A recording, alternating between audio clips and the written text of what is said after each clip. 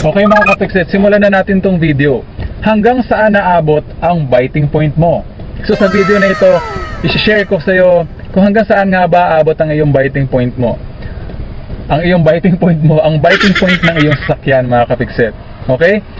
So, meron kasi akong ginawang video tungkol sa biting point, no? Na kung saan pinaarangkada ko yung sasakyan na biting point lamang yung gamit. Kasi very beneficial yon and applicable yon sa mga stop and go traffic.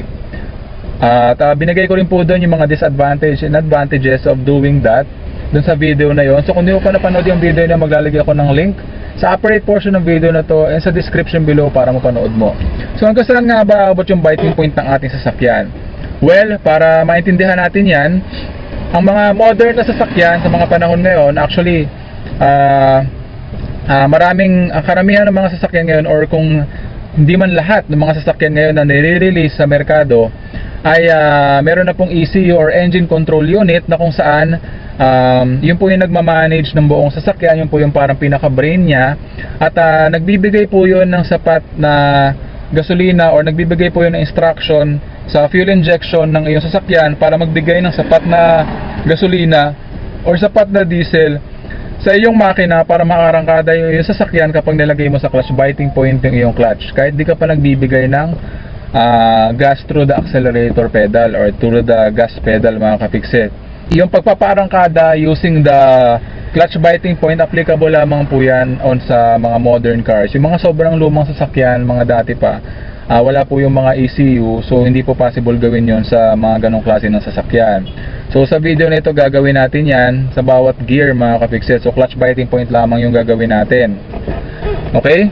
Pero hindi po nyo po ito magagamit sa inyong actual driving scenario, no? Yung clutch biting point ng second gear, third gear, fourth gear, and fifth gear, no? Ito pong video na to is for educational purposes only. Okay? So brake pedal tayo at disengage natin yung ating handbrake. Ayan, clutch all the way down, first gear tayo mga kapiksit. Bibitawan ko na yung aking brake pedal dahil nasa patag na kalsada naman tayo. Ilalagay ko sa clutch biting point yung ating clutch.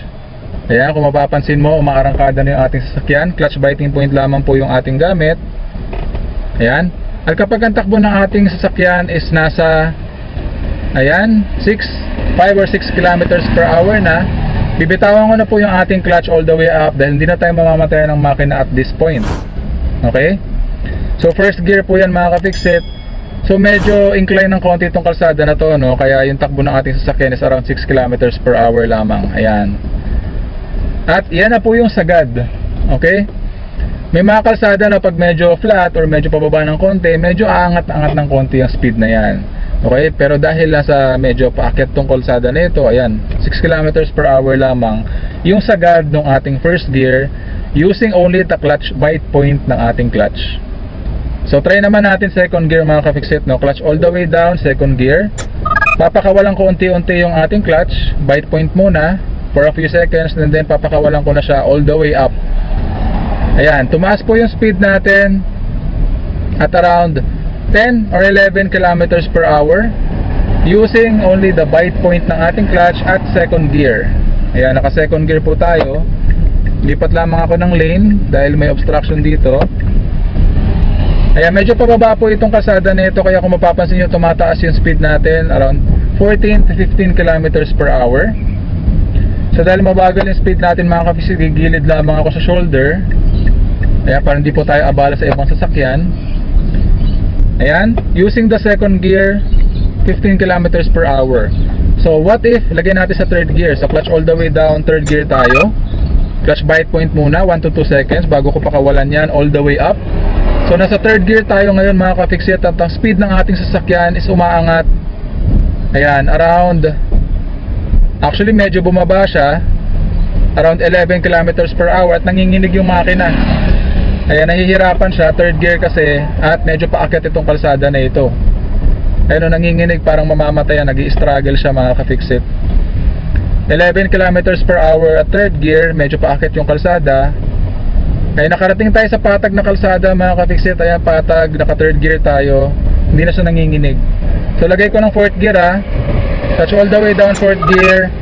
Clutch bite point for about 1 to 2 seconds. Kaya lang hindi ko mapakawalan, nanginginig yung makina, no? Nahihirapan siya, nag-i-struggle. Kasi medyo paakyat itong kalsada na ito. Lagay ko sa 3rd gear. Ayan, clutch bite point. Wala, hirap pa rin. Baba ko ng 2nd gear. Clutch bite point for about 1 to 2 seconds. Ayan. Ayan, hindi na siya nag-i-struggle. Pwede ko nang pakawalan. Okay? So balik natin ng 3rd gear. Clutch bite point. Ayan. So medyo pababa itong kalsada na ito, kaya hindi na mahihirapan yung ating sasakyan. Hindi pa po ako nagbibigay ng gas simula kanina. Bite point naman po yung ginagamit natin. So liliko tayo dito, patag itong kalsada na ito.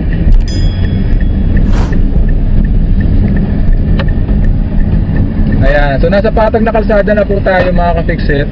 Nasa 3rd gear ako ngayon. Ayan. So ikakambyo ko ng 4th gear, clutch all the way down 4th gear. Clutch bite point muna tayo 1 to 2 seconds at papakawalan ko na yan. Nasa 4th gear tayo ngayon, nasa patag na kalsada tayo. Ang takbo ng ating sasakyan is around 21 to 22 kilometers per hour at 4th gear. So magka-clutch bite point ako ngayon. At ilalagay ko sa 5th gear yung ating sasakyan.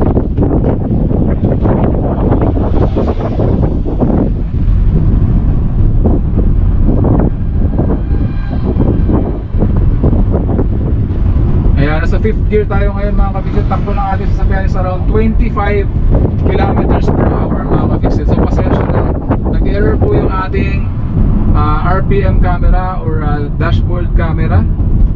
Ayan. So yung sagad ng 5th gear natin is around 25 kilometers per hour. At clutch bite point lamang mga ka-fixit. So itatabi ko na dito. Ayan.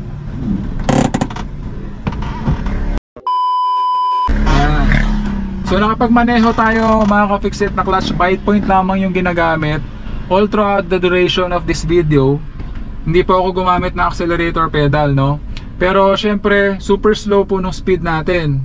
Meron lamang pong mga certain speed na naaabot yung bawat gear at clutch bite point mga ka-fixit.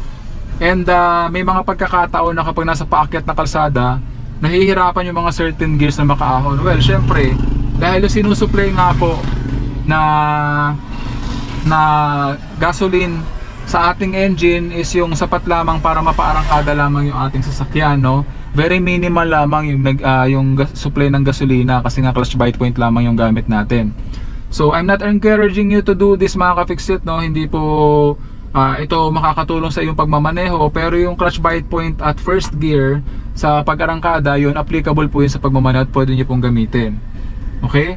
So this video is for educational purposes only, para meron kayong knowledge kung ano nga ba yung clutch bite point at kung paano yan makakatulong sa iyong pagmamaneho, at para malaman mo din kung hanggang saan nga ba yung speed ng bawat gear, transmission gear sa iyong sasakyan using the clutch bite point only sa iyong pagmamaneho.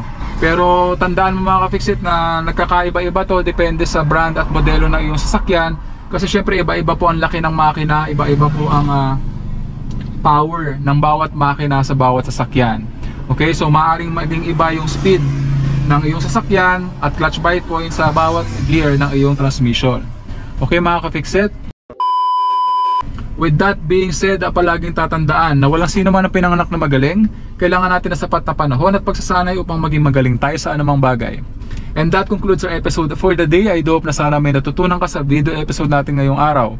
So kung di ka pa subscriber ng channel ko, please consider subscribing. Please like, leave a comment, and share my videos para makatulong din po sa iba. Again, thank you for watching. Hanggang sa muli. Paalam!